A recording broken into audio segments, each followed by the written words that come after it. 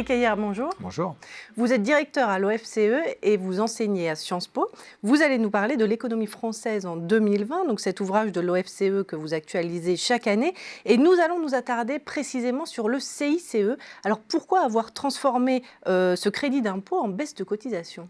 Il y a différentes raisons. Alors d'abord, il faut rappeler que c'était l'idée originelle de Louis Gallois, c'était de le faire directement sur les cotisations. Et donc, c'était baisser les cotisations pour les entreprises et augmenter la TVA, ce qu'on appelle une sorte de TVA sociale, et que François Hollande, à l'époque, n'a pas voulu faire exactement comme le préconisait Louis Gallois, parce qu'il venait pendant sa campagne, dire tout le mal qu'il pensait d'une TVA sociale, et puis parce que c'était bien plus intelligent de le faire en crédit d'impôt, puisque le coût était reporté d'une année. Mais aujourd'hui, que ça est bien instauré dans l'économie, il vaut mieux pérenniser quelque part le CICE, et donc ce gouvernement-là a décidé pour le pérenniser, de le transformer en cotisation. Et donc, c'est ce qui se passe depuis le 1er janvier de cette année.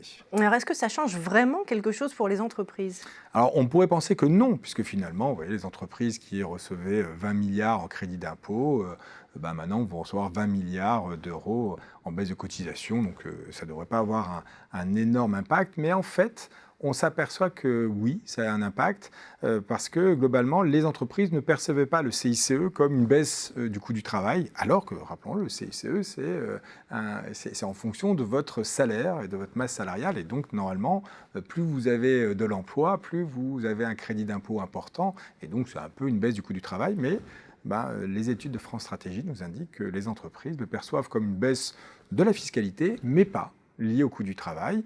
Et donc, si vous faites une vraie baisse du coût du travail par des cotisations, il est possible que, du coup, le nouveau dispositif crée plus d'emplois que le précédent. Et donc, ce serait potentiellement une bonne nouvelle pour les créations d'emplois. Et alors, est-ce que ça ne va pas poser un petit souci en 2019 dans les comptes ? Si, forcément. Vous voyez, en 2019, les entreprises vont à la fois toucher le crédit d'impôt de 2018, donc 20 milliards de ce point de vue-là, et puis aussi directement le crédit d'impôt de cette année 2019 en cotisation. Donc il y aura 2 fois ces 20 milliards d'euros.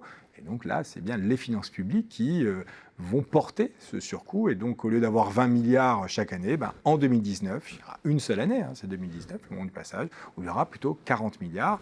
Et donc, c'est ça qui provoque la très forte augmentation du déficit cette année en 2019.